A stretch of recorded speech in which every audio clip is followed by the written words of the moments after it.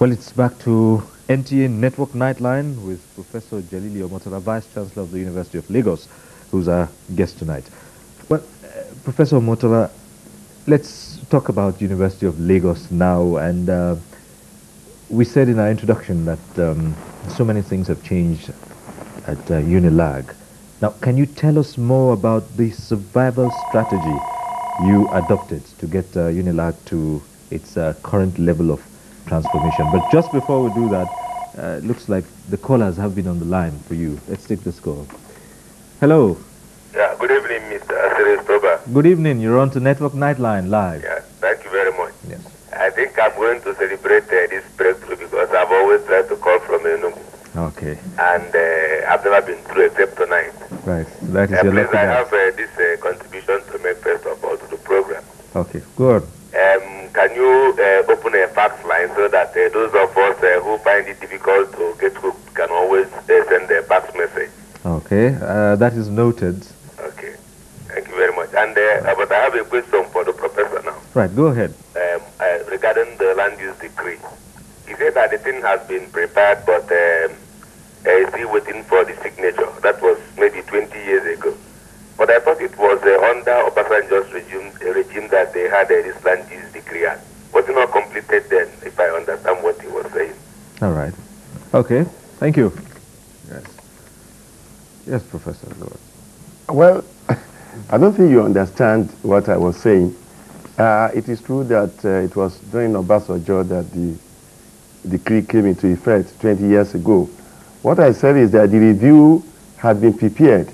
In fact, we completed the review some 6 years ago, during the time of Babangida, when he was still in office. I think we finished in 1991 or so. I remember I was in Nikon Noga here for about 2 weeks, along with my colleagues, and we completed the job. So that is the one I'm talking about that has not been signed, not the main decree itself. And I've been wondering why it has not been so signed and no statement has come on it for some 5-6 years. No. And in the absence of that, it means what was signed it still remains. I mean, the 20-year-old decree is still the law. Because all the amendments proposed have not been taken. Okay. Yes. All right, so we are on to the survival strategy of Unilag. This transformation, tell us more about it. Tell us more about the strategy that transformed Unilag. Well, you said it. The advantage I had before I came to office could be stated in this way. The first must be traced to the fact that I was there.